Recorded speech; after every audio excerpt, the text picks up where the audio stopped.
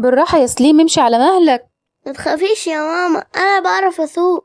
صحيح يا ماما، هو ده اسمه ايه؟ ده اسمه دوار الشمس. اسمه غريب جدا. امال ليه الناس بيسموه حاجة تانية يا ماما؟ في ناس بتقول عليه فعلا اسمه عباد الشمس، ما ينفعش ان احنا نقول كده لان كلنا عباد الله.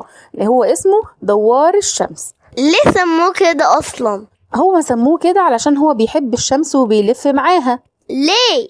لأن كل ما الشمس بتتحرك بيلف ناحيتها علشان ياخد أكبر كمية من ضوء الشمس، عشان محتاج يعمل عملية اسمها البناء الضوئي أو عملية الفوتوسينثيس بروسيس، واللي عن طريقها بيعمل الأكل بتاعه. بس برضو ايه اللي خلاه يلف؟ جوه النبات يا حبيبي في مادة اسمها الأوكسينز أو الأوكسينات، دي عبارة عن مادة كيميائية عاملة زي الهرمونات اللي في جسمنا بالظبط، هي اللي بتتحكم في النبات وبتقول له يلف ناحية اليمين أو ناحية الشمال على حسب اتجاه الشمس، وكل ده علشان تديله فرصة ياخد كمية ضوء أكتر علشان يعمل الفوتوسينثيز أو عملية البناء الضوئي بكمية كبيرة أو بمعدل كبير علشان يوفر لنفسه الأكل اللي هو محتاجه.